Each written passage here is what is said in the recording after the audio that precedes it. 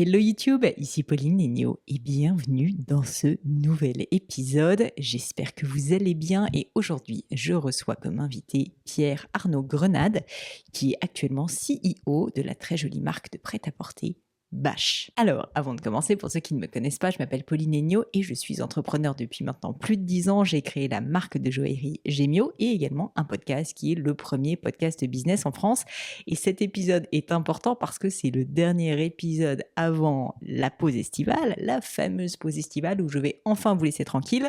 Vous allez pouvoir vous ressourcer, vous reposer, mais soyez vigilants parce que nous avons 2 super épisodes qui sont déjà fin prêts pour attaquer la rentrée en beauté. Donc rendez-vous dès le 23 août pour à nouveau être sur les ondes et vous inspirer avec ces invités de renom.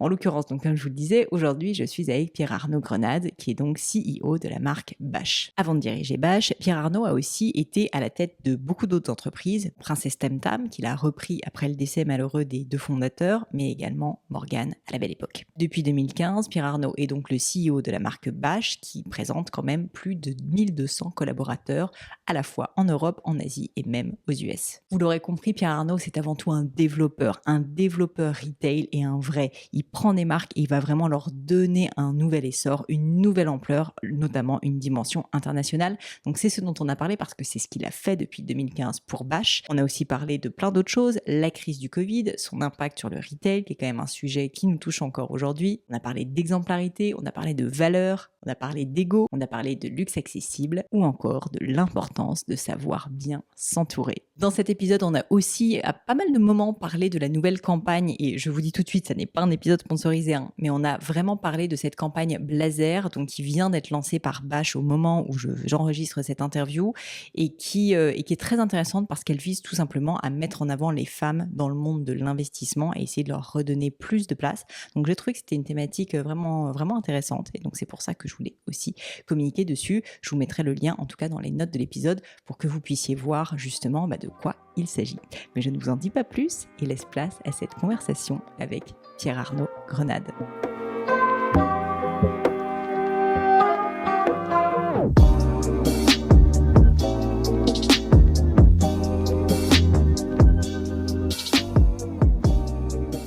Bonjour Pierre-Arnaud. Bonjour Pauline. Je suis ravie de vous accueillir à distance malheureusement, mais néanmoins de vous accueillir sur le gratin. Donc merci d'avoir accepté l'invitation, un 14 juillet en plus. C'est un plaisir d'être avec vous aujourd'hui. J'ai énormément de questions pour vous parce que je suis très très admirative de votre parcours et de tout ce que vous avez construit pour les diverses marques avec lesquelles vous avez pu travailler. Et j'ai réfléchi à cette introduction en me disant comment est-ce que je vais commencer. C'est jamais facile.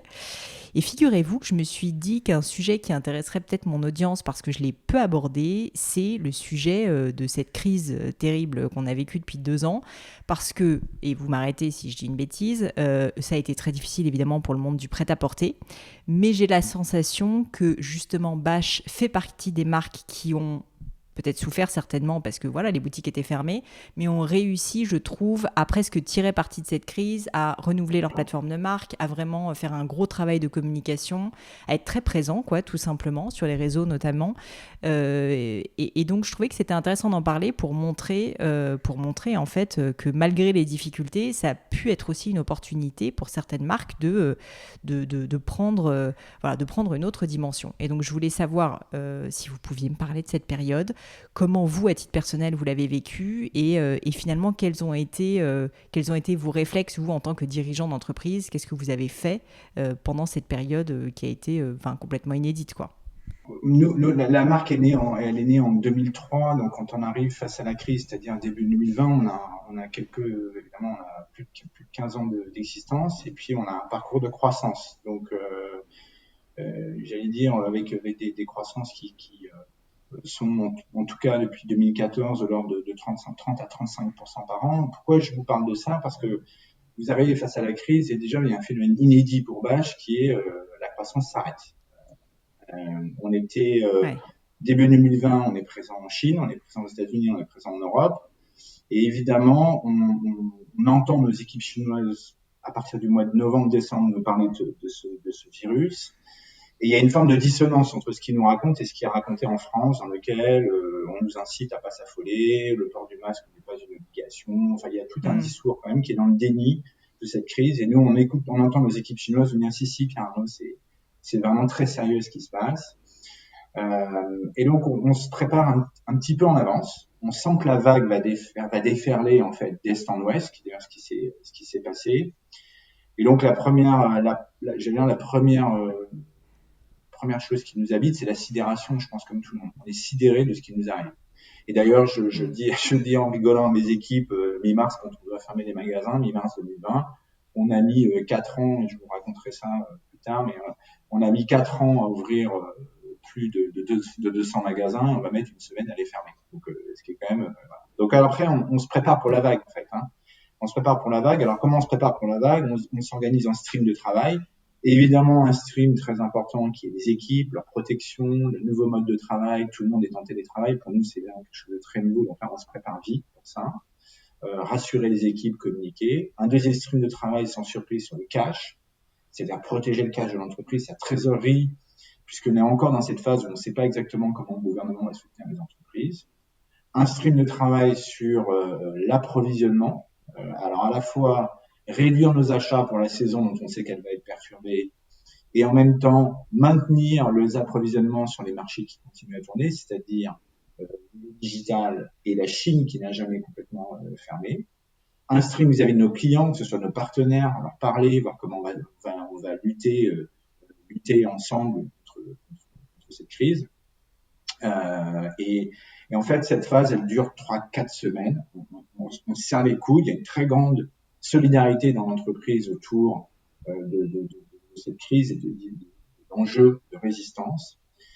Et puis, si vous voulez, une fois que vous avez fermé les 200 magasins, vous avez accompagné les équipes dans les étapes, vous vous dites, bon, maintenant, qu'est-ce que je fais? Moi-même, d'ailleurs, en tant que dirigeant, vous demandez mon mindset personnel à l'époque. Une fois que j'ai fait tout ça, je me dis, bon, là, on va pas rester les bras ballants en attendant que la crise se passe. Et donc, on se plonge très rapidement avec l'équipe de direction dans la compréhension de ce que va être le consommateur d'après.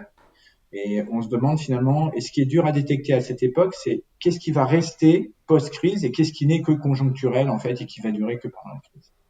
Donc on se fait des séances de brainstorming avec toute l'équipe de direction toutes les semaines, et c'est aussi pour nous un élan qui nous permet d'aller de l'avant et qui permet de sortir du présent qui est quand même assez, qui est pas très joyeux en fait. On sort, en fait, de ce travail, on sort avec en tout cas, 5 tendances que nous on retient comme étant essentielles pour le consommateur de demain. Et ces 5 tendances, on les rassemble sous un acronyme qu'on appelle DISCO, parce qu'on adore faire la fête chez Bâche, on a une société assez festive. Donc on se dit que ça nous va bien. Et donc on a le DISCO. Alors DISCO, c'est quoi? DISCO, c'est D pour domestique. On est persuadé que post-crise, en fait, le tourisme, les flux de migratoires, les flux de voyageurs vont être considérablement affectés, et que donc il faut que la marque s'ancre localement. Alors, j'allais dire en France, c'est une évidence, et c'est pas très difficile, mais qu'elle s'ancre localement dans les marchés où elle vient de pénétrer, ou en tout cas elle a pénétré il n'y a pas si longtemps que ça par rapport à son histoire. Et ça, je fais référence à la Chine, aux États-Unis et également aux pays européens. Deuxième lettre, c'est le I, c'est l'inclusivité.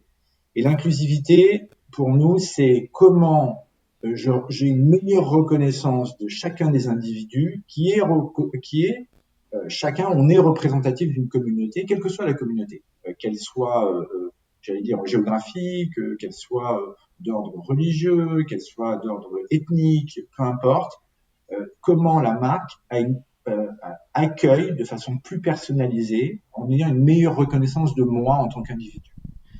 Ensuite, le S, c'est la sustainable. Évidemment, on avait beaucoup travaillé sur ces sujets en amont, mais on se dit là maintenant, on est resté assez secret sur ces sujets. Il va falloir qu'on passe dans une phase dans laquelle on fait un peu notre coming out sur toutes les choses qu'on a transformées. Le C pour Cartesian Behavior, on est mis en anglais, parce qu'on se dit que le rapport à l'achat, à la consommation de mode post-crise va être changé. Que vous continuez à aimer la mode, que le vêtement est toujours une importance, nous on y croit, on en parlera, c'est notre philosophie.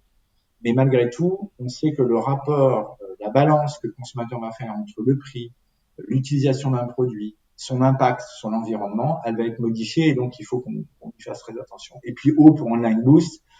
Et ça, on y était très préparé avant la crise parce qu'on avait déjà fait notre mue digitale, encore on y reviendra.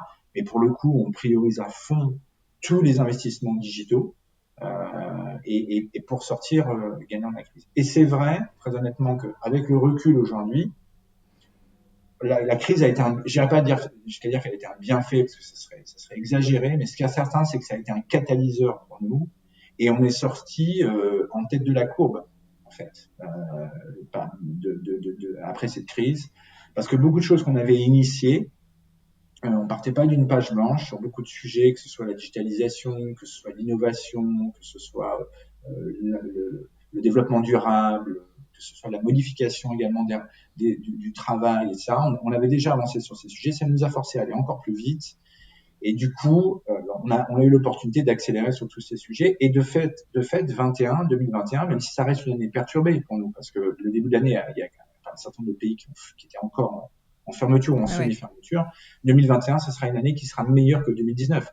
Et elle sera meilleure que 2019 en termes de top line et en termes de bottom line. Donc, ça a été pour nous, in fine, un mal pour un bien. Ouais. C'est assez fou et finalement je pense qu'il y a peu de personnes qui ont eu la présence d'esprit parce que c'était une vraie crise au sens où il fallait gérer la crise, il fallait gérer les problèmes et donc on est le nez dans le guidon, de se dire je vais prendre de la hauteur et je vais réfléchir à l'avenir. Et là c'est ce que vous avez fait, je trouve ça intéressant parce que il y a beaucoup d'entrepreneurs qui écoutent le gratin je pense et qui précisément ont un peu paniqué à cette période-là. Donc je voulais vous demander, vous à titre perso, Pierre Arnaud, ça a été une évidence en fait de commencer à bosser sur de la stratégie, des fondamentaux comme ça de marque quand vous avez vécu ce choc, passer la fermeture des 200 boutiques en une semaine, où vous avez dû vous secouer. Enfin, comment est-ce que ça s'est fait concrètement, cette mise en branle de la stratégie? La première étape, qui est l'étape j'allais dire, d'organisation quasiment militaire pour résister à la vague, je vais vous laisser emporter par le mouvement, vous-même vous déclenchez les choses et les équipes se mettent. En fait, il y a une solidarité telle dans l'équipe et c'est vraiment une des clés du management chez Bache, la culture chez Bache, c'est la solidarité, l'idée qu'on est plus fort ensemble. Ce qu'on a après évidemment beaucoup entendu et ce qui est tout à fait logique, c'est une idée qui est native de la marque. C'est une marque qui a été créée par deux femmes. Ce qui est le plus fort pour elles, c'est de faire quelque chose ensemble et non pas le succès. Le succès est venu de ça, il a découlé de ça. Donc cette force collective, l'idée qu'on est né collectif, de là, pendant la crise, ça prend toute son ampleur. Ce qui fait qu'en fait, évidemment, vous vous sentez plus fort. Ça, c'est la première chose. La deuxième chose, c'est que j'ai des associés fondateurs autour de moi qui évidemment sont très présents dans l'entreprise et on a formé un quatuor très fort, chacun ayant, j'allais dire, ses points de force. Et puis après, face à l'adversité, on a tous notre façon de réagir. Moi, personnellement, ma façon de réagir, c'est plutôt de prendre de la hauteur. C'est ma façon personnelle de faire. Je l'ai toujours fait, donc que ce soit dans mes difficultés professionnelles ou des difficultés personnelles, j'absorbe la nouvelle et puis ensuite j'essaye de la regarder d'en haut. Donc ça m'a pas forcément demandé beaucoup d'efforts. Et j'ai après c'est une question de timing, c'est qu'évidemment il fallait pas le faire trop tôt parce qu'il y avait des urgences arrivées avant et il fallait pas le faire trop tard pour pas que les équipes aient cette espèce de sentiment de flottement qui a pu avoir lieu parce que malgré tout, si vous voulez, les 4-5 semaines sont des semaines d'urgence et puis après si on prend le monde entier, en fait, le confinement, lui, il a duré très longtemps, en fait, en quantité, mais il a quasiment duré un an quand on regarde. Donc, il fallait surtout pas se laisser emporter par ce flow et par ce stop and go permanent, en fait, qu'on a fait, évidemment, qu'on a exécuté opérationnellement, mais qui stratégiquement pouvait être très perturbant. Je disais, on n'a jamais perdu de vue l'endroit où on voulait aller. Donc, en fait, on était plutôt, si vous voulez, des barreurs de compétition, avec des fortes croissances, des ouvertures de boutiques, notre transformation digitale, et puis un business model sur lequel on reviendra qui est totalement omnicanal et qui est quasiment unique en fait dans le monde, parce qu'on n'est pas seulement retail, digital, on est également wholesale. Donc on était des barreurs de compétition, les équipes nous faisaient confiance pour barrer en compétition pour les régates, j'allais dire. On faisait des régates. Donc, et puis là, tout d'un coup, on est devenu barreur de gros temps. Mais on savait de toute façon précisément là où on voulait aller. Alors, quand vous avez une tempête, vous pouvez modifier la façon de naviguer, c'est d'ailleurs ce qu'on a fait, et ça modifie pas l'endroit ou la destination que vous avez. Et ça, je crois que ça a été notre force collective de se dire, non, non, mais nous, on sait très bien là où on veut aller. Après, oui, bon, là, on va essuyer un gros grain, une grosse tempête, et donc, il va falloir probablement manœuvrer différemment que dans une régate classique. Complètement. Un truc dont je voulais parler avec vous encore sur ce sujet avant qu'on passe à autre chose, c'est la transmission en fait de cette stratégie aux équipes. Parce que vous aviez dit 200 boutiques, il y a le wholesale, il y a le siège, enfin il y a beaucoup de monde j'imagine chez Bash. Ouais. Et du coup, vous en fait, avec l'équipe des dirigeants, vous êtes, voilà, vous faites la stratégie, probablement peut-être aussi avec les équipes en dessous. Mais il y a un moment donné où eux, en fait, ils sont à l'arrêt. Ils sont dans un timing en fait et dans une énergie qui est complètement différente et je trouve que cette période a été très difficile justement parce qu'il fallait réussir à transmettre finalement une stratégie à des personnes qui étaient plus forcément disponibles et sur le terrain. Et donc je voulais savoir comment vous étiez pris parce que vous avez réussi à la transmettre cette stratégie, c'est forcé de le constater. Comment est-ce que vous y êtes pris tout simplement pour remettre en fait les gens en mouvement, pour leur redonner envie, pour leur faire voir justement qu'il y avait une lumière au bout du tunnel? Alors, il y a plusieurs choses, il y a plusieurs questions dans votre question. Il y a la question de est-ce que tout le monde partageait la vision et la stratégie, c'est-à-dire comment on y allait. Ça, c'était vrai pré-crise, en fait. On a toujours attaché une grande importance au partage avec les équipes magasins, les équipes du siège, les équipes de notre site logistique, à ce qu'ils comprennent bien quelle était notre destination et la façon dont on envisageait d'y aller. Donc ça, c'était vrai pré-crise. Au moment où la crise arrive, on communique énormément sur les enjeux du moment. On explique ce qu'on fait, en fait. On explique à nos équipes et on explique à nos partenaires. Donc, ce que je viens de vous expliquer sur l'organisation en stream de travail, de la même manière, on l'a expliqué aux équipes de façon très transparente et on l'a expliqué à nos partenaires. Et puis après, il y a effectivement cette période de flottement dans lequel, en fait, on reste en contact fréquent avec toutes nos équipes, même si on n'a rien à se dire, en fait, en réalité.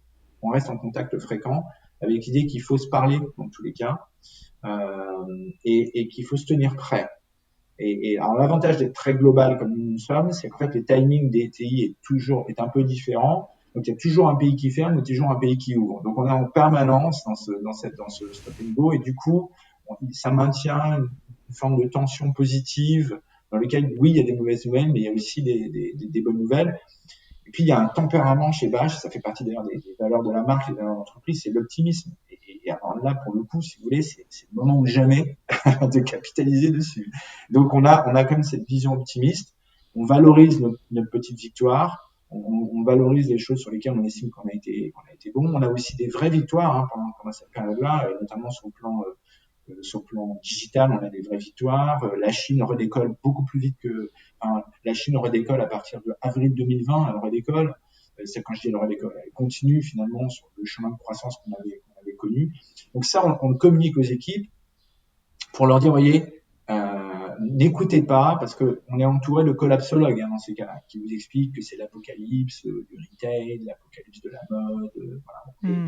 Et donc c'est vrai qu'on communique très positivement, on partage avec nos équipes, tout en ne minimisant pas la crise et en leur faisant bien comprendre que c'est quand même une crise très grave qui fragilise l'entreprise.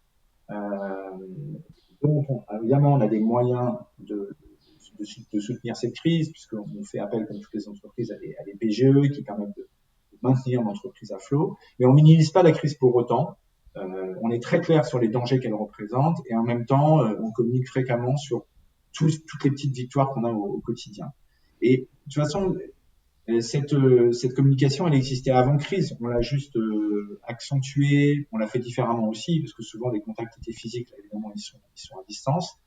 On met en place aussi, la DRH est extrêmement sollicitée à ce moment-là. On met en place une ligne dédiée pour les gens qui vivraient mal à titre personnel ces moments, donc avec un numéro dédié, parce qu'on sait que pour certains qui sont peut-être un peu plus seuls, un peu moins accompagnés dans leur cercle familial, leur cercle amicaux, ils ont besoin de quelqu'un qui parle et que le travail, c'est aussi une dimension très importante dans la vie de nos équipes et que l'absence soudaine de travail ou le sentiment de se sentir inutile, en fait, peut vous affecter profondément.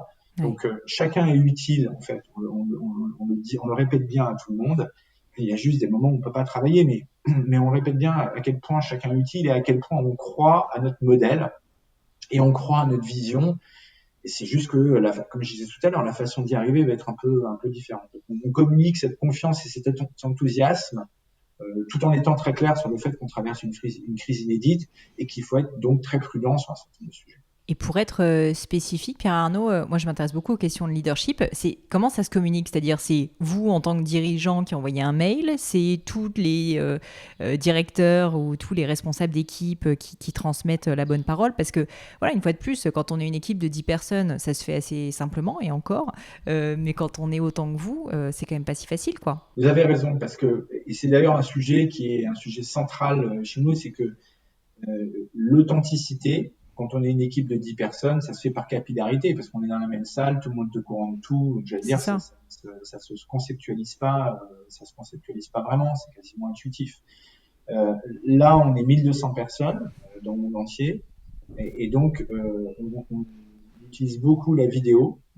Nous, on communique en direct avec les équipes. On communique beaucoup avec l'équipe de direction et l'équipe de direction se charge elle-même de communiquer régulièrement avec ses équipes. Et on est alerté quand il y a des voilà, quand il y a des personnes qui décrochent un peu ou bien qui se sentent pas bien, ou quand il y a des pays qui sont un petit peu en difficulté, sachant qu'évidemment les soutiens, j'allais dire gouvernementaux, sont très divers, très variés. Le soutien aux personnes, en fait, en France, il est évidemment exemplaire avec le chômage partiel, mais c'est pas le cas dans tous les pays. Et donc, il faut qu'on soit extrêmement attentif quand on ferme des magasins à l'avenir de nos équipes.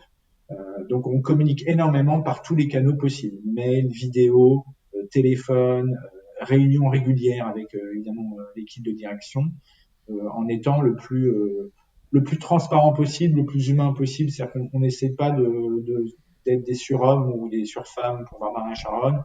On prend juste les nouvelles telles qu'elles sont et on essaie d'être nous-mêmes en fait. Et finalement, les Hmm. équipes nous accordent leur confiance, nous renouvellent leur confiance en fait pendant cette période, ce qui nous rend aussi plus forts parce qu'on se dit qu'on est très entouré, il y a une vraie solidarité qui se perd. Nos actionnaires sont aussi en soutien, ils croient en fait au fait que c'est qu'on va sortir de cette crise et que les décisions qu'on prend sont les bonnes. Donc j'allais dire, on a utilisé tous les canaux possibles, tous les canaux possibles, avec beaucoup de fréquence en fait. Hein. Je pense que le maître mot de ça, c'est la fréquence et l'humilité de dire je sais pas. Écoutez, vous me demandez quand est-ce que ça, voilà, quand est-ce que la crise sanitaire va Ouais. s'arrêter, nous ne savons pas. Et donc c'est aussi beaucoup d'humilité, pas essayer de se positionner sur des sujets qui nous dépassent. Dernière question et on passe à autre chose. Vous me parlez de petites victoires et je trouve que c'est trop cool en fait. Et c'est quelque chose qu'on on célèbre pas assez les petites victoires quand on est entrepreneur ou pas que dans sa vie perso.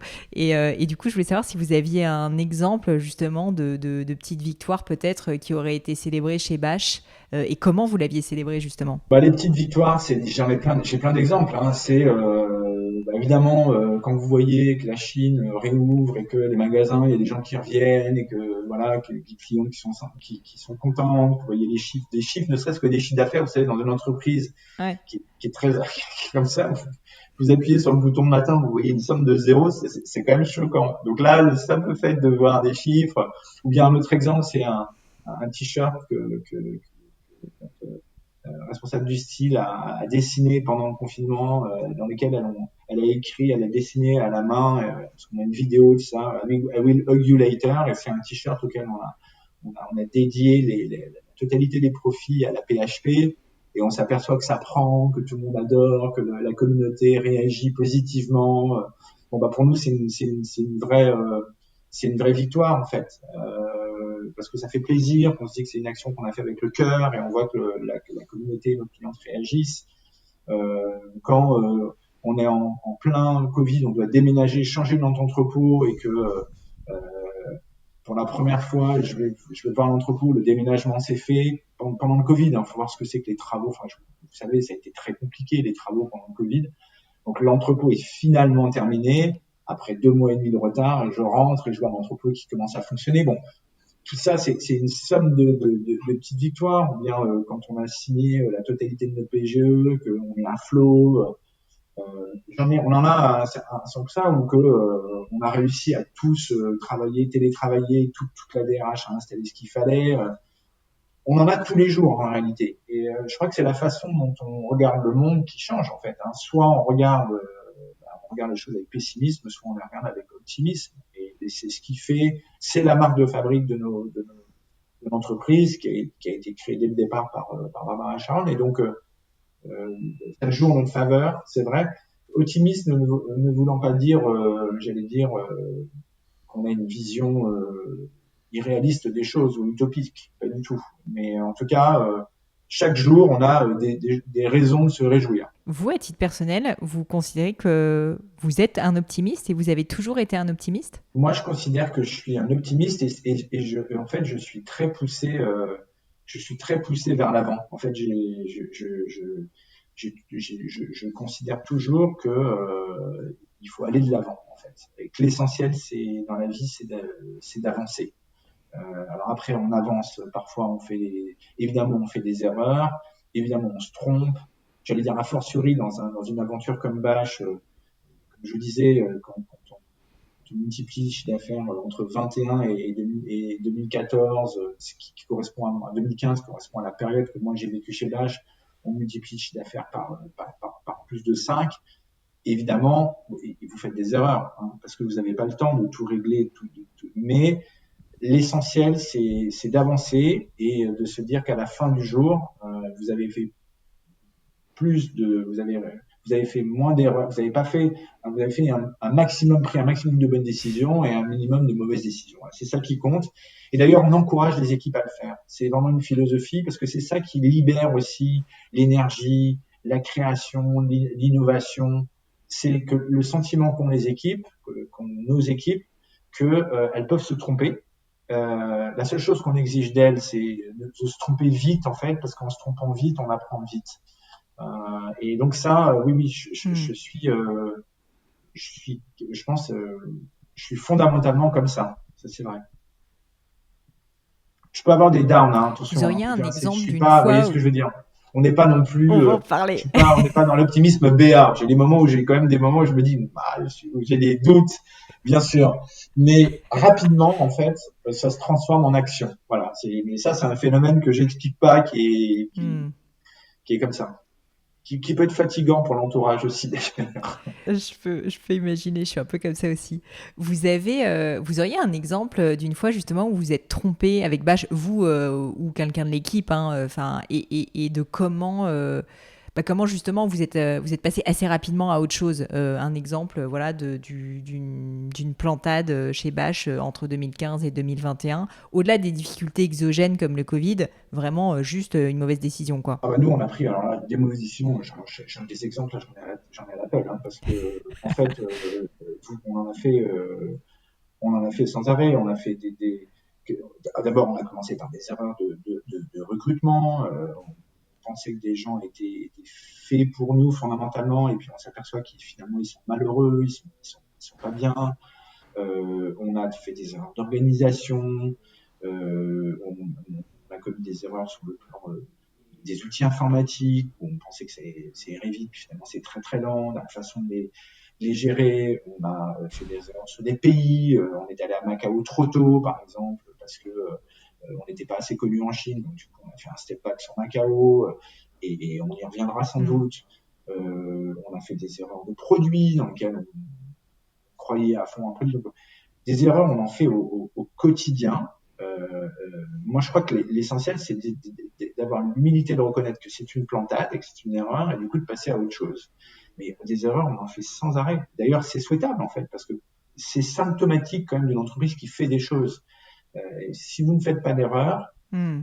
j'ai beaucoup de soupçons avec les personnes ou les entreprises qui font pas d'erreur, parce que je pense que c'est pas possible. Simplement, il faut arriver à avoir des process et des éléments factuels qui vous disent que bon, bah, ok, là on s'est planté, et encourager vos équipes à regarder l'erreur, les sortir d'eux-mêmes, pour pas que il y a un enjeu personnel, etc. On sort l'erreur de Ouais. soi-même, on la regarde, on se dit bon, c'est une erreur.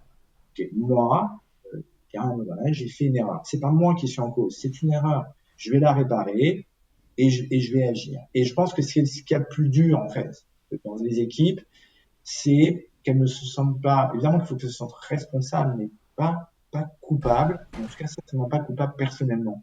Ouais. Donc il faut arriver à sortir les choses de soi et la regarder en disant bah oui c'est une plantade, bon bah ok très bien ça arrive. Et ça pour moi c'est évidemment je me l'applique à moi-même et surtout j'encourage les équipes autour de moi à le faire de la même manière. Et vous savez souvent quand vous abordez une erreur, vous voyez les gens se raidissent ou sont dans la post-rationalisation ou la justification de choses qu'ils auraient faites. Ça c'est qu'on est sur le mauvais chemin, on est sur le mauvais débat en fait. Le débat c'est de se dire est-ce que c'était une erreur ou pas, oui ou non.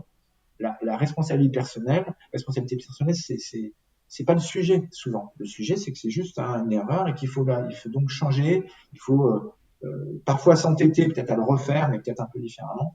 Donc ça, moi, je crois que c'est souvent le sentiment qu'on se sent personnellement attaqué quand on analyse a posteriori quelque chose et qu'on considère que c'était une mauvaise décision. Ce sentiment-là, il est souvent destructeur, je trouve, dans les équipes et dans l'entreprise parce qu'à ce moment-là, on ne prend pas les bonnes décisions. À ce moment-là, sur la justification et de la protection, alors qu'en fait, on devrait être sur un discours, sur quelque chose de très ouvert, très factuel, très objectif, et se dire bon bah ok, c'est pas l'équipe qui est en cause, c'est pas la personne qui est en cause, c'est juste le fait que on a mal exécuté, on va l'exécuter différemment et avec les mêmes équipes et on va réussir. Et vous avez un rôle, vous, en tant que dirigeant d'entreprise, avec les autres directeurs de Bâche, par exemple, justement d'éduquer d'une certaine manière l'équipe à ne pas prendre personnellement les choses, c'est-à-dire à mettre un peu son ego de côté, parce que c'est quand même un réflexe assez naturel aussi. En plus, quand on est employé, on peut flipper à l'idée de perdre son boulot quand même quand on fait une Ouais. erreur, donc je pense que ça entre en cause. Du coup, j'imagine que l'exemplarité, elle est clé quoi, dans ce domaine-là. Oui, bah ça commence, je pense, en tant que qu'on soit manager ou qu'on soit patron d'équipe, à reconnaître quand quand on s'est trompé et qu'on a fait une erreur d'analyse et bien qu'on a mal organisé et mal exécuté les choses, ou bien qu'on avait une vision qui s'est avérée fausse. Et puis, il faut décontracter toujours, je pense, dès qu'on est dans ces sujets, dès qu'on aborde ces sujets, il faut toujours distinguer la personne de ce qui s'est passé, de sorte que Hmm. s'installe la confiance et non pas de la défiance. La confiance, c'est ce qui fait bouger, et du coup qu'on puisse aborder ces sujets sereinement, sans se sentir attaqué, et sans que la personne ait le sentiment qu'il y a un message un peu subliminal qui sait si je l'avais fait, moi je l'aurais fait différemment. En fait, c'est toi qui l'as mal fait. Donc ça c'est de la communication négative.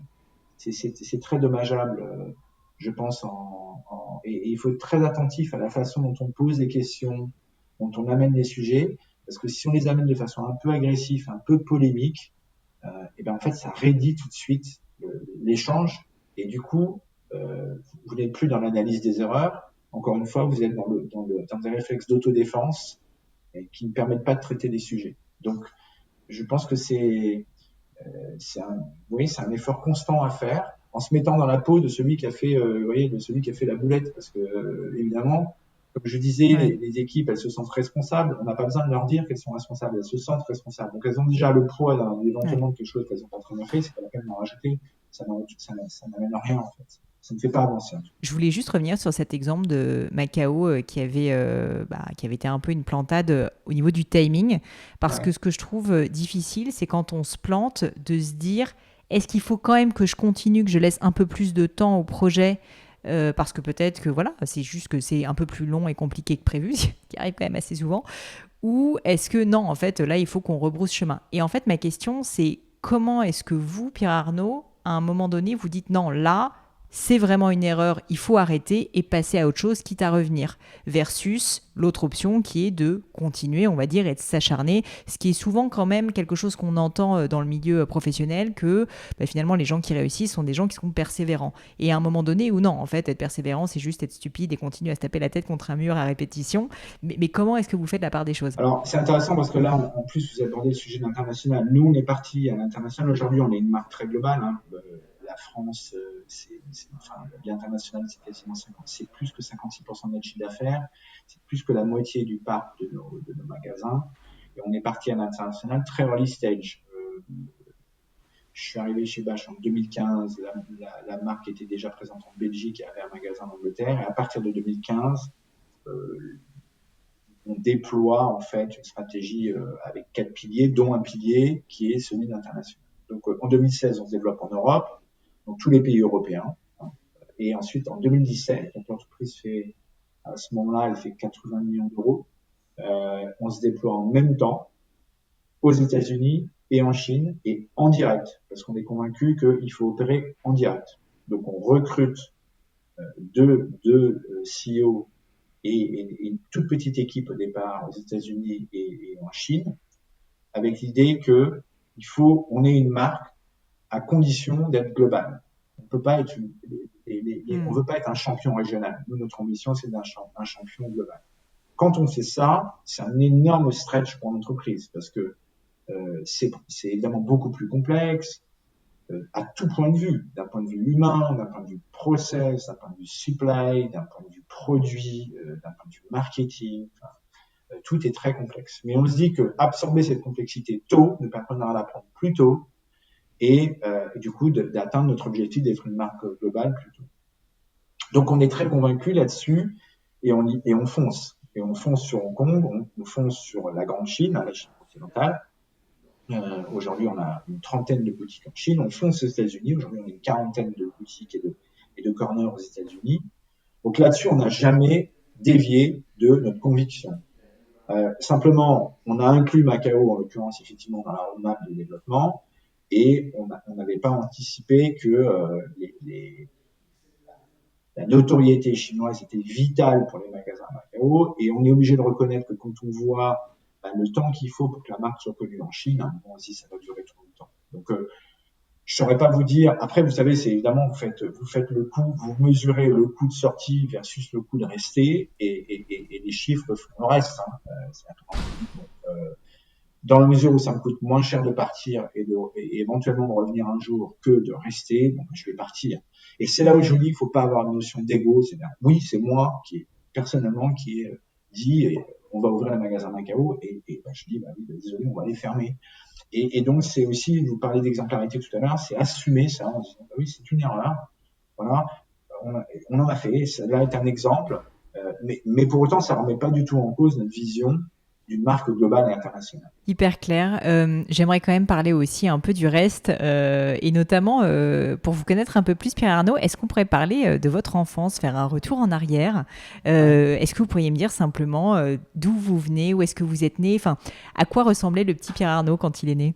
Alors moi, je suis né en Tunisie parce que mes parents vivaient là-bas, et donc je suis né en Tunisie. J'ai vécu très peu de temps. Je suis revenu, j'étais encore enfant. J'ai ensuite grandi essentiellement dans le sud-ouest de la France. Et j'ai été assez rapidement, en fait, assez rapidement pensionnaire, puis ensuite fini mes études à Paris.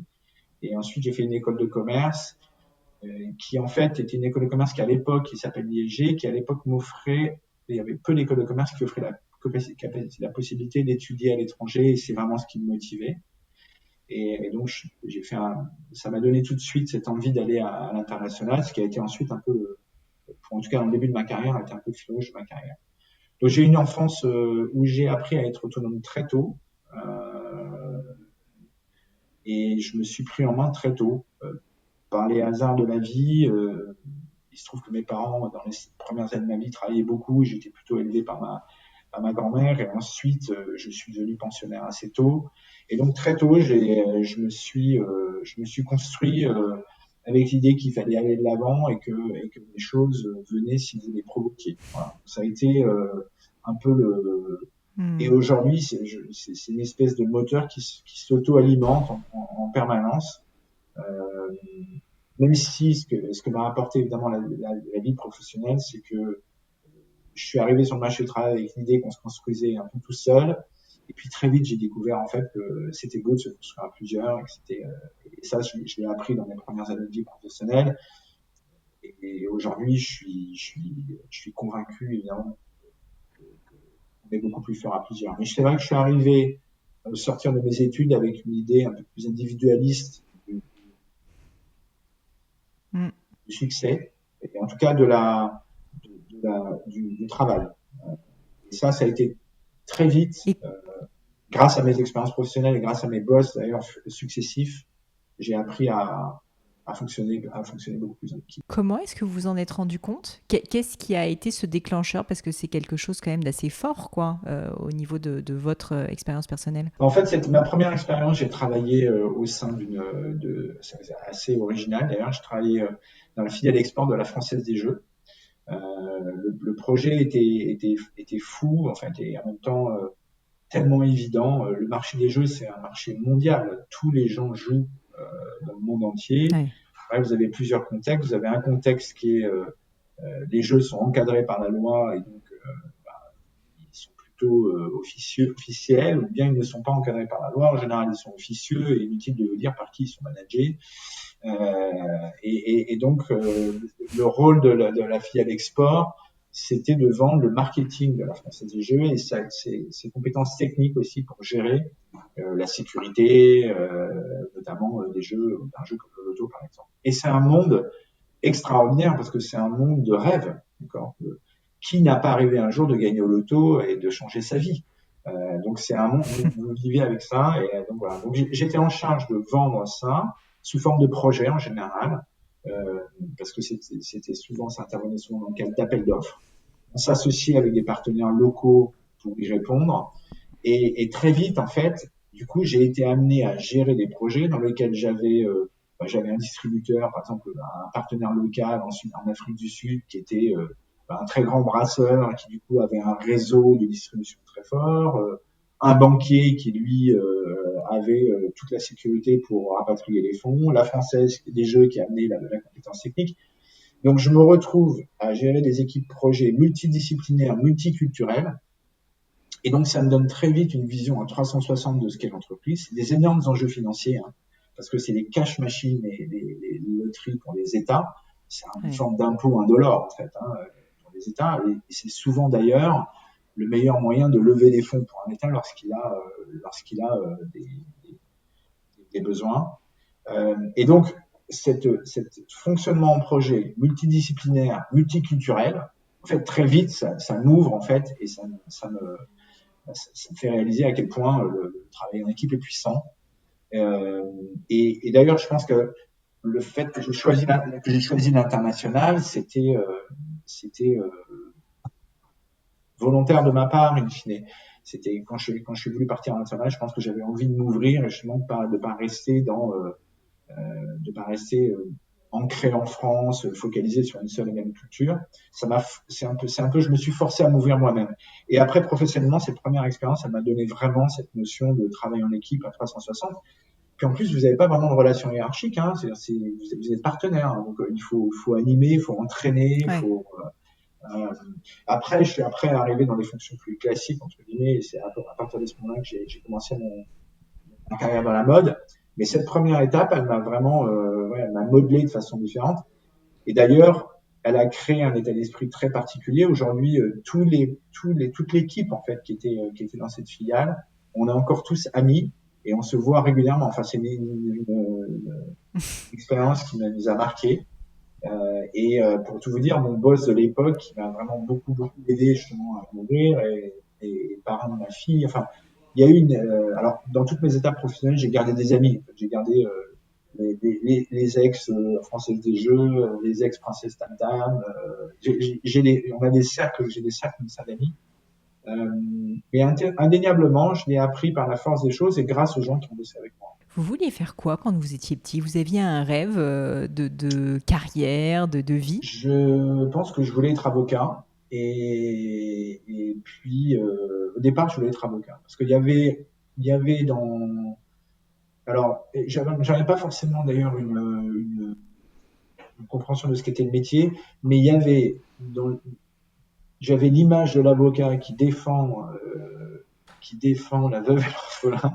C'est un peu naïf d'ailleurs, mais c'était ça que je voulais faire. Bon. Je le ferai pas et je regrette pas d'ailleurs parce qu'au final je me suis vraiment je me suis retrouvé très vite dans un rôle de leader, en fait, d'animateur, d'équipe. Ça m'a plu dès le départ. Et finalement, je me suis dit que c'est ça que je voulais faire. Mais si je remonte un peu en arrière, j'étais petit, j'avais cette vision voilà, de l'avocat qui fait qui fait des très belles plaidoiries, qui manie avec habileté le droit, la langue, et puis qui s'engage au service des injustices. Enfin, pour autant, à partir du moment où je suis rentré, à partir du moment où j'ai commencé une école de commerce, j'ai toujours voulu diriger des équipes, animer des équipes. Ça m'a toujours, ouais, c'était ce que je voulais faire. Aujourd'hui, sincèrement, je fais ce que je voulais faire. Parce qu'en plus, il y a ce côté très entrepreneurial chez Bache qui vient ajouter une dimension supplémentaire. Et comment vous êtes tombé dans le monde du prêt-à-porter et de la mode, justement? Parce qu'après la Alors ça, Française des Jeux, on pourrait imaginer, vous auriez pu faire une carrière complètement différente. ouais, ça a commencé avec Oxbow. Je suis devenu directeur international d'Oxbow, qui était une marque de surfwear. C'est les années dorées du surf, dans l'époque où, en fait, même quand vous étiez à Paris, vous mettiez un short de surf. Et les valeurs, en fait, hédonistes, les valeurs de sport inspiration versus sport compétition, sport passion, étaient vraiment fortes. Et donc cette marque, elle avait été créée par un couple et elle avait été rachetée par un fonds d'investissement et le fonds voulait internationaliser la marque. Donc mon rôle, ça a été tout simplement de la faire distribuer. Alors c'était un mode très wholesale et de faire en sorte que la marque devienne plus internationale, ce qui a été le cas. J'y ai passé 4 ans incroyables parce que c'est une marque pareille avec beaucoup d'émotions, beaucoup d'histoires, beaucoup de passion. Et puis elle a été revendue, ce qui était la logique du fonds qui était présent à l'époque. Et à ce moment-là, j'ai voulu compléter mon parcours avec une dimension plus retail. Et donc je suis allé chez Morgan. Alors c'est les grandes années Morgan. Morgan de Toit, c'est d'abord un produit très féminin, très sexy. Et c'est ensuite la première marque qui a, j'allais dire, eu l'idée d'utiliser des célébrités dans ses campagnes de publicité. Hein. C'est le couple Noah et sa femme, David Ginola et Carmen Bruni, avec des portraits en noir et blanc dans lesquels vous ne voyez pas le produit. Morgan, génial. C'est quand même. Et donc cette marque avec ce cœur dans son logo en fait, qui revendique finalement l'amour. Elle est développée dans le monde entier. Il y a 600 magasins dans le monde et je m'occupe, moi, de toute la partie commerciale. Puis, peu à peu, je prends des responsabilités plus grandes qui couvrent le marketing, les achats, etc. Et, et puis, elle est rachetée par le groupe Beauvanois, qui est assez connu parce que un groupe français très puissant, qui a racheté plusieurs marques.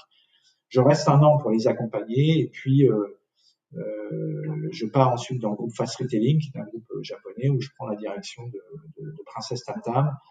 Là encore, dans un contexte particulier, la marque avait été rachetée un an auparavant et les fondateurs étaient décédés dans les attentats de Bombay, en fait, alors qu'ils venaient de vendre. Donc c'est une histoire extrêmement triste. Donc j'arrive au milieu d'équipes qui sont dans un état de tristesse absolue. En fait, elles ont perdu leurs fondateurs avec lesquels elles avaient construit ce succès. Elles ont du mal à tourner la page. Donc mon rôle, c'est de les aider à se dire il y a une vie après pour l'entreprise. Et peut-être que d'ailleurs la marque ne ressemblera pas finalement à ce qu'elle était durant les années des fondateurs. Et c'est d'ailleurs ce qu'on fait ensemble. On a fait une marque de mode. Euh, on, on en fait une marque où les dessous prennent le dessus. Et du coup, on l'a fait fonctionner comme une marque de mode, on la distribue comme une marque de mode, on communique comme une marque de mode. Je fais ça pendant 5 ans. Du coup, je redresse l'entreprise qui avait connu quelques difficultés avec la disparition des fondateurs. Et puis, en 2014, j'ai un coup de fil de El Catterton qui fait un mapping en fait de talents pour savoir un peu qui pourrait les accompagner dans les différentes participations. Et là, on fait un premier. El Catterton, qui est le fonds de private equity qui a investi dans Bash. Exactement. Je l'ai pas précisé, qui est donc effectivement, et on part sur un premier investissement qui ne se fait pas, qui est un bon apprentissage. En fait, l'entrepreneur voulait pas vendre. En fait, on s'entêtait à vouloir, lui essayer de le racheter, mais de toute façon, fondamentalement, il voulait pas vendre. Et donc, on se dit bon ben voilà, on a bien bossé ensemble malgré tout, et à ce moment-là, Eduardo Velasco, qui est le patron du fonds Capital en Europe, me dit qu'est-ce que tu penses de Bash? Et là, je vais tout de suite écouter. Je pense que c'est une marque unique et c'est une marque qui a un potentiel incroyable. Donc, je travaille à ce qu'on appelle les due deals d'acquisition, c'est-à-dire toute l'étude de la marque, de son potentiel et l'écriture de la stratégie pour le futur. Je rencontre évidemment les fondateurs, donc Barbara Bocara, Sharon Krief, Dana Roas, et on a vite le sentiment qu'on va faire un très beau voyage ensemble, qu'on est très différents, que ça va demander des ajustements, mais qu'on va faire un beau voyage ensemble.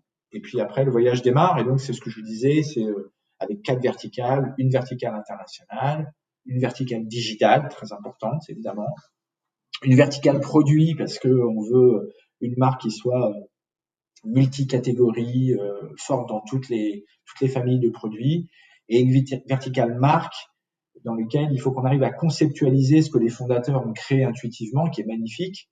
Il faut le conceptualiser pour pouvoir mieux l'expliquer, et en l'expliquant mieux, eh bien, on gagne en notoriété dans les différents territoires. Et en fait, on est toujours en train de travailler sur ces quatre verticales.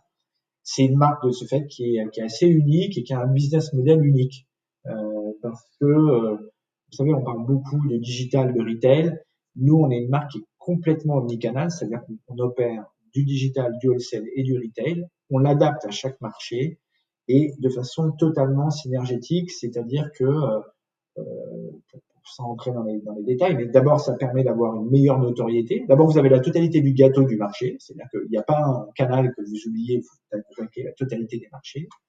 Ensuite, ça permet d'avoir une meilleure notoriété de la marque. Ça permet d'avoir des coûts d'acquisition qui sont plus faibles que des pure players via vos magasins et via le wholesale. Et puis, ça permet d'avoir une fidélité, enfin de parler aux clients, d'avoir des opportunités de parler aux clients à travers différents touchpoints.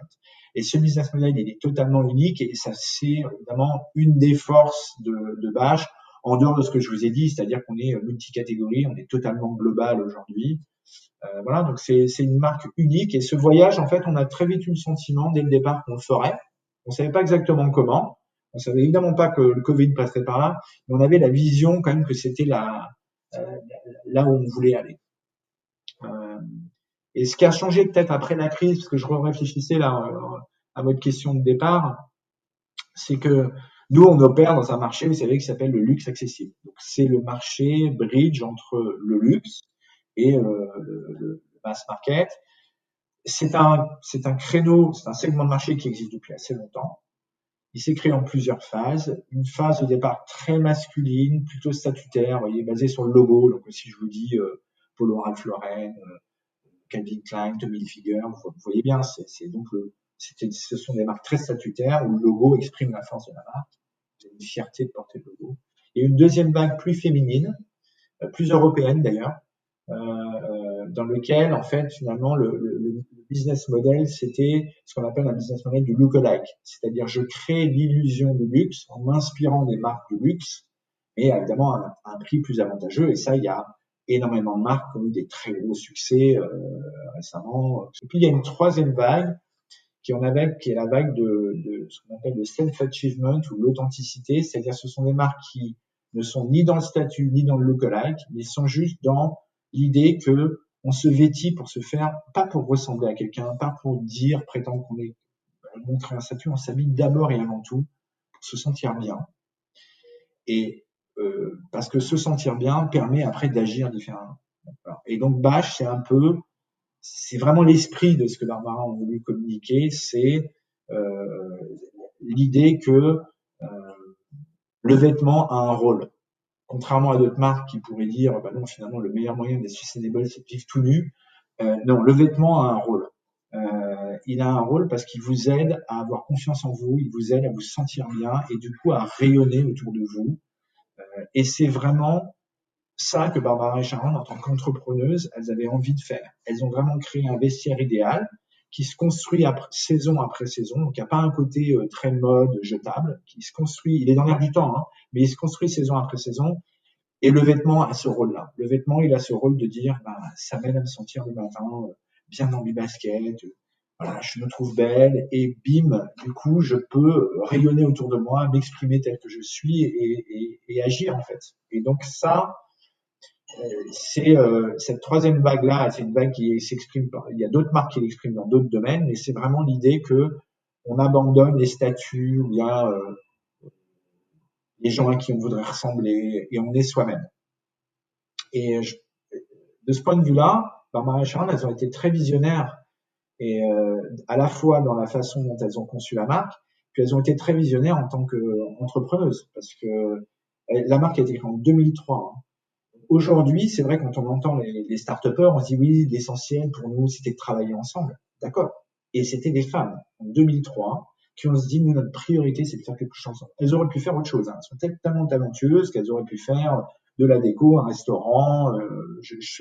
Mais bon, je suis bien content qu'elles aient fait de la mode, ça m'a permis de les rencontrer. Et elles sont hyper talentueuses.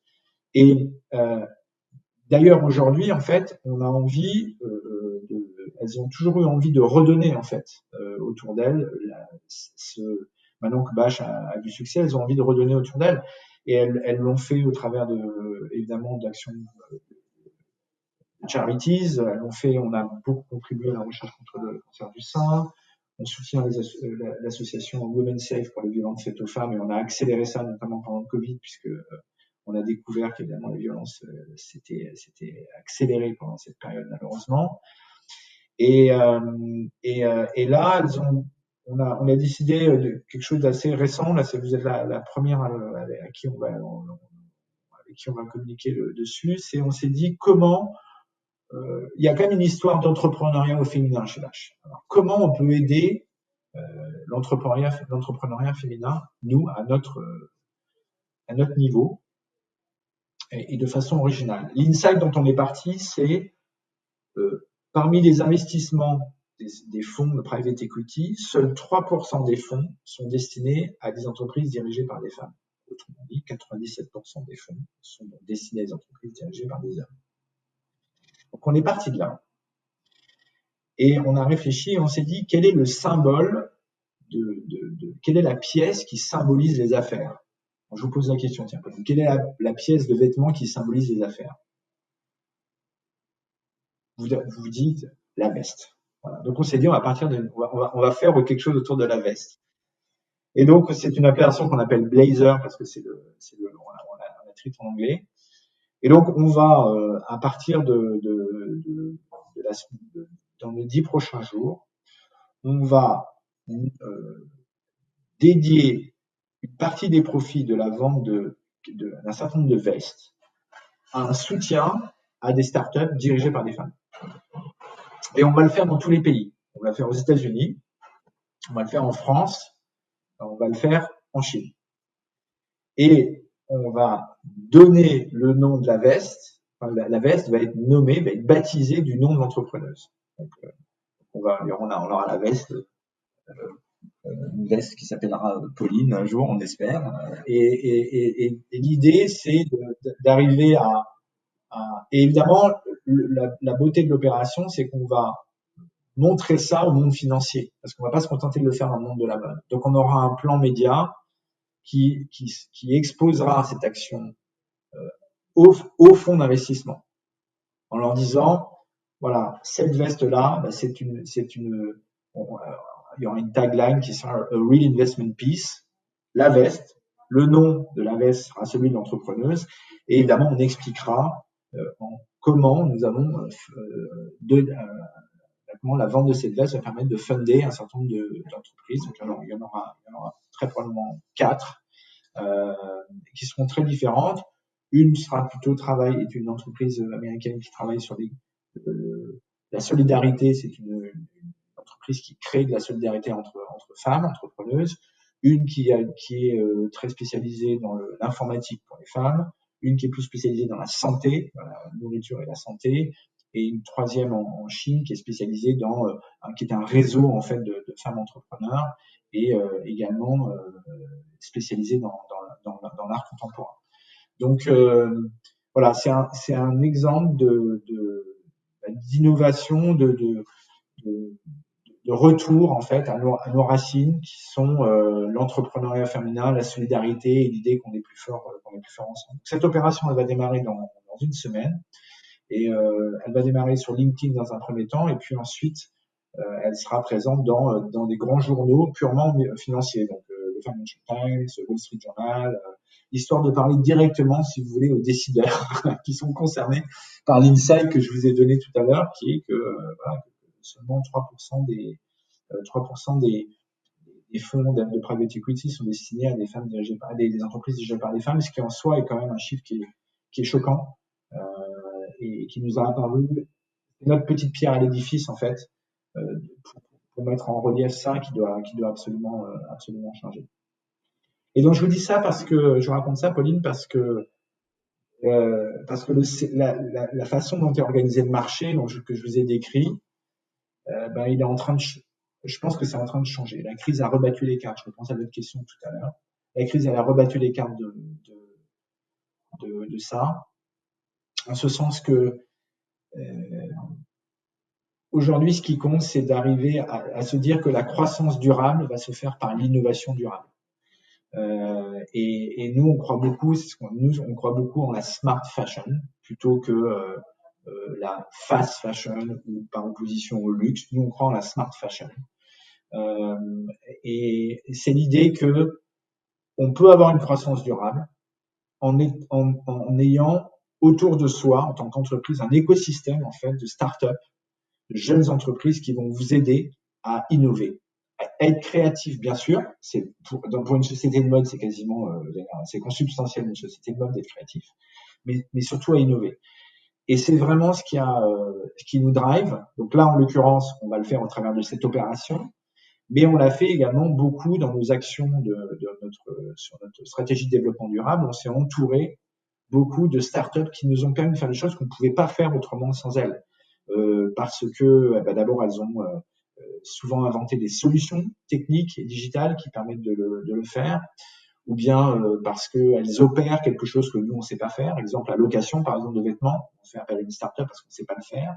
La revente, on a travaillé avec une startup qui nous a mis en place une solution sur notre site, ou bien parce qu'ils ont processé quelque chose qu'on n'aurait pas pu faire nous-mêmes. Exemple, Repack, qui est un système de packaging circulaire. Et donc, on s'est entouré d'un écosystème de startups pour arriver à se dire, en fait, ce qui compte, c'est pas d'être luxe, affordable luxury ou fast fashion. Ce qui compte, c'est d'être smart et de se dire, s'entourer comme ça de jeunes pousses, c'est win-win parce que pour nous, ça nous permet d'être innovant. Et pour eux, ça leur permet d'avoir un client qui compte dans leur portfolio et qui est aussi un bêta-testeur, en fait. Et donc ça c'est beaucoup, on l'a démarré en fait depuis 2015, mais ça s'est évidemment beaucoup accéléré avec la crise. Et nous, on veut vraiment être le porte-drapeau de la smart fashion. Hyper intéressant. Je voulais quand même revenir, Pierre Arnaud, sur le point que vous évoquiez, cette opération que je trouve très intéressante. Bon, en plus, je suis personnellement attachée aussi au fait, évidemment, que les femmes aient de l'ambition et puissent s'exprimer et puissent accomplir leurs rêves. Donc, je vous avoue que ça me parle bien. Mais au-delà de ça, ce que je trouve intéressant, c'est que du coup, finalement, vos égéries, ça devient des femmes, on va dire, de la vraie vie et non pas des mannequins ou des stars. On parlait de Morgane avec David Ginola, etc. Et du coup, Ouais. là, vous faites vraiment à 180. Est-ce que, justement, pour vous et pour Bâche, ancrer votre communication sur la vraie vie, c'est quelque chose d'important et finalement, est-ce que c'est un risque par rapport au côté luxe, alors accessible, mais au côté luxe aussi de la marque? Alors en fait, vous avez tout à fait raison. En fait, nous, on pense que c'est très moderne. C'est la société d'aujourd'hui. C'est communiquer sur ce que les vraies personnes ont de beau, plutôt que de vouloir esthétiser en permanence les choses jusqu'à ce qu'elles en deviennent quasiment irréelles en fait. Et le luxe aujourd'hui, je pense que la notion de luxe elle est en train d'évoluer et elle n'est plus forcément liée à, j'allais dire, à une construction marketing ou émotionnelle. Elle est plus liée à l'unicité du moment ou à l'unicité des personnes que vous rencontrez. Le luxe aujourd'hui, c'est plus un luxe expérientiel qu'un luxe ça peut être un luxe d'objet, mais c'est aussi un luxe expérientiel. Et donc, nous, dans notre prochaine campagne de communication qui sortira en septembre, on aura une approche différente euh, du sujet, c'est-à-dire qu'on mettra en scène des vrais gens. Et ça sera, alors, je peux pas vous en dire plus parce que c'est encore en cours de fabrication, mais oui, on mettra en scène des vrais gens. Et cette opération Blazer, euh, elle a évidemment, elle est cohérente dans notre plan de communication 2021-2022. Il y a deux niveaux en fait, c'est-à-dire que Bash est une marque qui, de toute façon, en termes, j'allais dire, de présence féminine, vraiment explose le plafond de verre. Nous, on a 85% de femmes dans l'entreprise, 75% des postes de direction sont occupés par des femmes. Donc, j'allais dire, on n'a pas de sujet là-dessus, mais on voulait aller au-delà, de montrer que la marque avait une vraie volonté d'encourager l'entrepreneuriat au féminin et de façon originale et décalée, comme à peu près nous on essaie de faire les choses. Ça ne fait pas forcément des choses qui sont, j'allais dire, par nature différentes des autres. Quand on se lance dans la seconde main, quand on se lance dans la location, quand on se lance dans cette opération, quand on va en Chine, quand on va aux États-Unis, il y a des marques qui font ça. Il y a peu de marques qui font tout. Et en tout cas, nous, on essaie de le faire à chaque fois différemment en se disant, ok, on va le faire, mais on va quand même pas le faire comme les autres. Donc, comment est-ce qu'on pourrait le faire différemment, de façon originale? Oui, vous avez raison. On souhaite, comme Bash est une marque de vrais gens, et sincèrement, c'est une équipe de vraies personnalités. Nous, on croit plus, j'allais dire, pas me faire une parabole footballistique, mais on croit plus à l'équipe qu'aux joueurs providentiels, ou à la somme de joueurs providentiels. Mm. On croit à l'équipe. Et donc, de plus en plus, je crois que les marques, elles sont beaucoup vis-à-vis des clients ce qu'elles sont à l'intérieur. Nous, on est une marque de vrais gens. On est une équipe de vrais gens, de vraies personnalités qui ont plaisir à travailler ensemble. Et donc, on va aussi communiquer ça à l'extérieur. Et je pense que les clients, d'ailleurs, in fine, les clients le savent.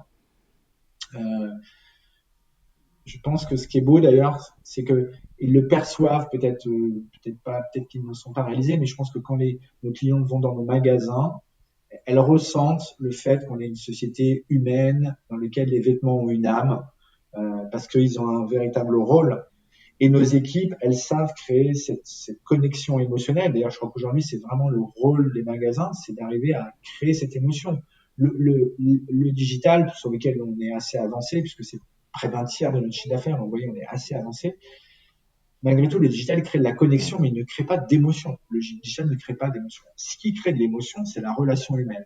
Et je crois justement que nous, jusqu'à nos magasins, si vous voulez, je vous parlais d'illusion du luxe tout à l'heure, nos magasins, c'est pas du tout ça. Nos magasins, c'est un salon. C'est un peu le salon de Barbara et Charles dans lequel vous êtes assis, vous avez un canapé, vous pouvez essayer, vous pouvez discuter avec l'équipe, ça se passe bien. Et notre motto en interne, c'est, désolé, c'est en anglais, mais c'est focus on relationship and money will follow. Et c'est vraiment ce en quoi on croit. Focus on relationship and money will follow. Hyper intéressant. Une dernière question sur ce sujet, Pierre Arnaud, parce que ça me passionne et je ne sais pas si vous le savez, mais moi je suis à la tête d'une marque de joaillerie et du coup ces problématiques me parlent énormément.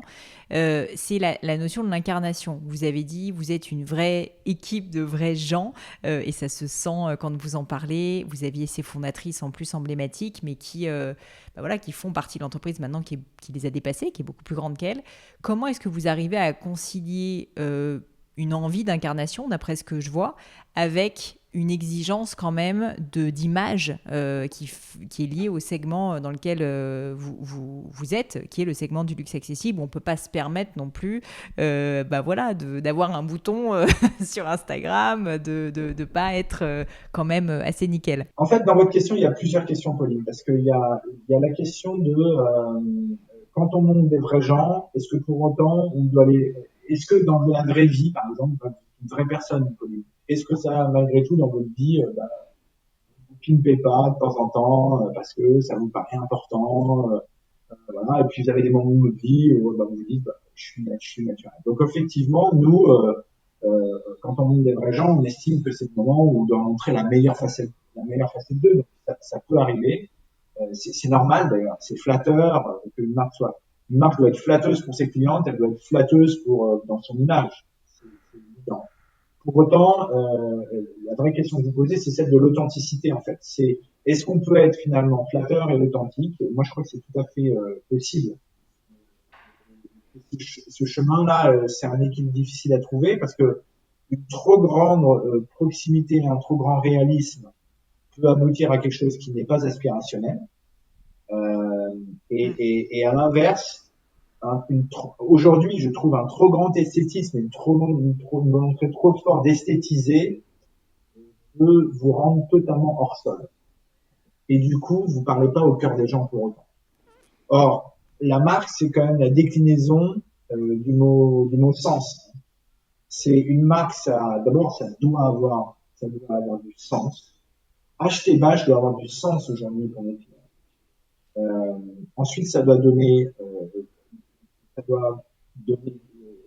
la direction, le sens, c'est-à-dire qu'est-ce que la marque a comme vision.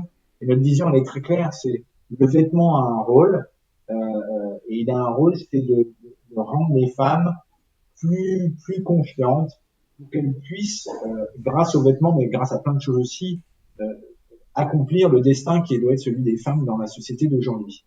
Et on a des vêtements qui les accompagnent dans leur vie de tous les jours, dans leur vie moderne, qui est une vie multifacetée, une vie de maman, une vie de chef d'entreprise, une vie de femme, d'épouse, de mari, enfin, peu importe, une vie qui est multifacette. Et donc, et le troisième chose, c'est que ça doit parler au sens. C'est la troisième définition au sens, ça doit être émotionnel. Bon.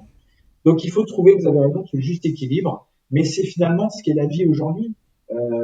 Vous pouvez être vous-même et vouloir vous mettre en valeur. Donc Bâche met en valeur, mais pour autant, on ne déguise pas et on n'esthétise pas trop parce qu'on pense que on devient hors sol en fait et c'est plus le rôle d'une marque de vêtements aujourd'hui. Le rôle d'une marque de vêtements, c'est d'accompagner, de rendre belles les femmes avec quelque chose qui n'est pas avec un vêtement qui va vous accompagner encore une fois, non seulement dans vos différentes facettes de votre vie, mais dans votre tout simplement très basiquement dans votre travail, vos week-ends et vos sorties. Et de ce point de vue-là, les produits Bâche, je parle des produits parce que c'est un peu le cœur du réacteur dans notre métier. Les produits, un même produit Bâche, la collection est extrêmement versatile en fait. Elle s'applique à plein de secteurs de votre vie. Ça a d'ailleurs été un des drivers du marché de ce qu'on appelle le luxe accessible, c'est la disparition des frontières entre la façon de s'habiller, qui a été accentuée par la crise. Aujourd'hui, on s'habille à la maison, plus ou moins comme on s'habille au travail, plus ou moins comme on s'habille le week-end. Évidemment, on fonctionner travail à distance. Et donc, ce segment, il est né de ça. Et Bâche, c'est un peu la quintessence de ça, avec l'idée que c'est pas parce qu'on est à la maison qu'on doit se laisser aller. On peut être belle de façon très facile, et c'est pas pour autant qu'on a 3 heures de préparation pour se pimper. Voilà. Donc, c'est des vêtements qui rendent belle assez facilement, qui sont faciles à porter et sont un peu multi-usages. Et donc, le fait de finalement, le fait d'avoir des vêtements qui sont peut-être un peu plus chers, c'est un investissement parce que vous avez plusieurs occasions de les porter. Donc votre question, en Ouais, je fait, comprends. elle est pertinente. Et nous, le choix qu'on fait, c'est de se dire l'authenticité d'abord. Mais c'est pas parce qu'on est authentique qu'on n'a pas le droit de se mettre en valeur. Au contraire, c'est encore plus joli d'être belle, de se mettre en valeur quand on est authentique. Authentique. C'est absolument passionnant, on pourrait en parler pendant des heures. En tout cas, moi, je pourrais vous écouter pendant des heures. Malheureusement, comme le temps passe, je vais devoir passer à mes questions de fin, qui sont donc mon fameux crible du gratin.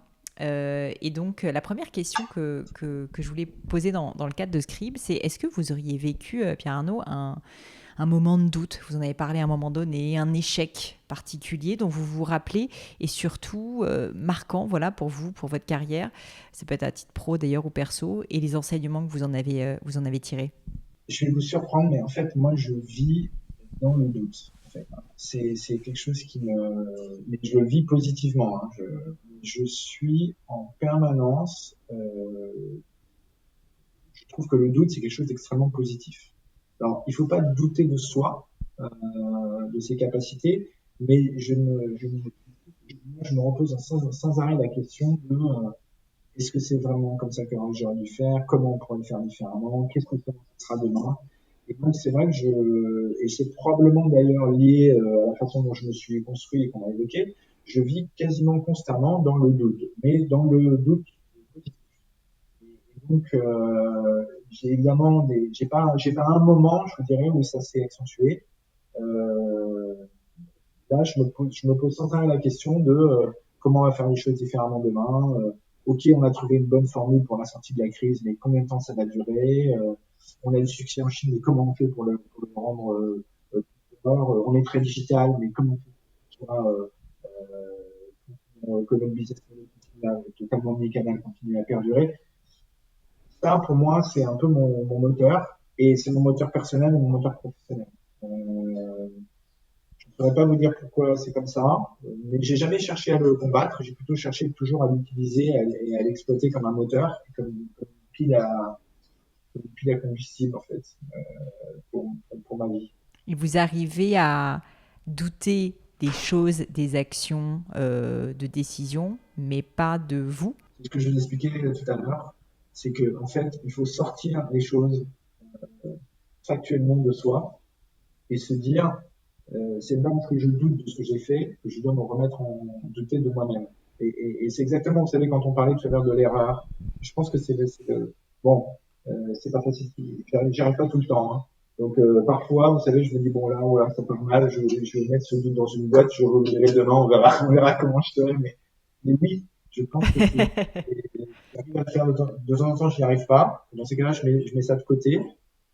Mais oui, j'y arriverai. C'est une Et belle j'espère chance. transmettre cette confiance Si aux gens qui m'entourent, à mes enfants et également à mes équipes, à leur transmettre le fait qu'on peut douter de ce qu'on fait sans douter de soi. C'est deux processus Hmm. différents. S'il y avait quelque chose à refaire dans votre carrière, dans votre vie personnelle, peu importe, qu'est-ce que vous referiez différemment? Je m'investirais dans quelque chose d'entrepreneurial plus tôt, en fait, que ce que j'ai fait. Je trouve que l'aventure là que je vis chez Bache, elle correspond pleinement à mes ambitions. C'est à la fois c'est un côté très entrepreneur, très créatif, et en même temps il y a la puissance d'un fond derrière. Et donc je pense que j'essaierai de faire ça plus tôt. Euh,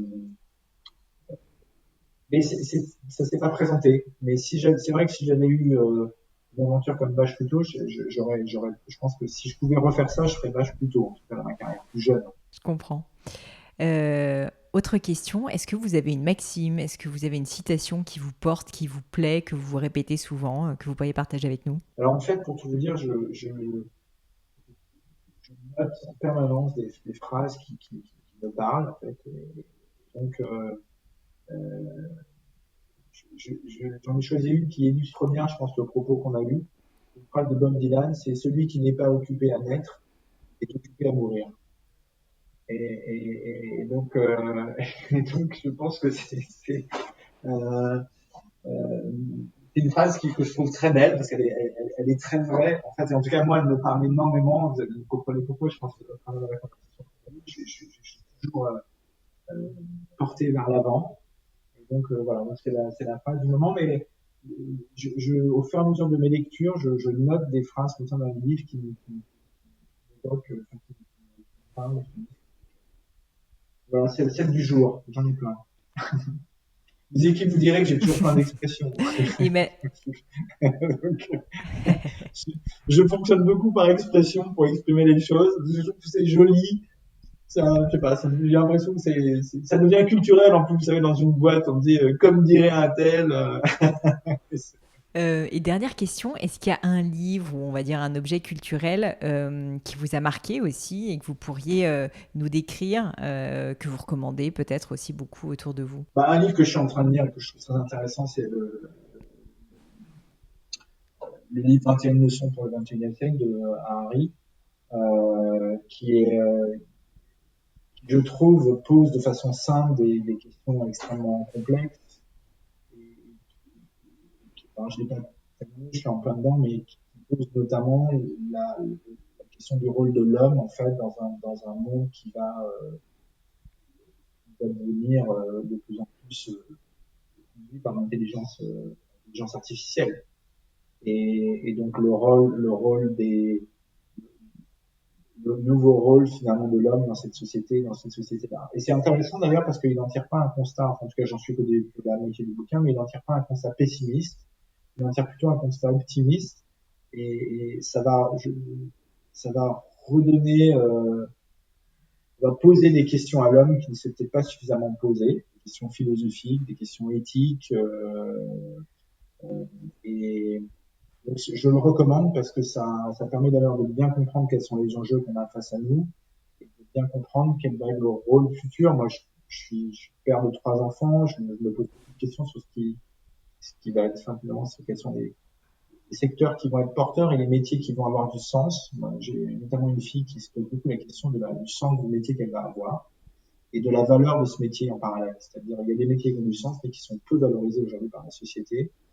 Et donc, je trouve que c'est Ouais. un livre très intéressant, je le recommande. Il est moins épais que Sapiens. Donc, il peut être moins décourageant Bah alors, tant mieux. pour ceux qui n'aiment pas les gros pavés. Voilà, donc je le recommande. Je le recommande. Écoutez, je le mets sur ma liste de lecture. Pierre Arnaud, c'était vraiment passionnant. Je ne dis pas ça à chaque fois, je vous rassure. Donc, je vous remercie. Moi, en tout cas, c'est vraiment des sujets qui me parlent. Je vous remercie d'avoir pris tout ce temps. Je voulais juste vous demander, pour les personnes qui peut-être ont envie de continuer à suivre vos aventures et votre pensée. Donc, évidemment, on va sur le site de Bâche, on va sur les divers réseaux sociaux de Bâche et on suit toutes vos actualités. Il y a certainement également des newsletters, etc., que je mettrai dans les liens de l'épisode. Et à titre plus personnel, si jamais on veut pouvoir vous suivre, ça se passe comment? Sur Twitter, sur LinkedIn, éventuellement Instagram? Alors, je suis présent sur LinkedIn, effectivement, et sur Instagram. Je ne suis pas sur Twitter. Ok. Et puis, autrement, vous l'avez dit, un Bash est également présent sur LinkedIn. Bah oui, puisque la future campagne va être sur LinkedIn. Donc, Exactement. parfait. Bah, je vous remercie 1000 fois. Et puis j'espère à bientôt. Pauline, à bientôt.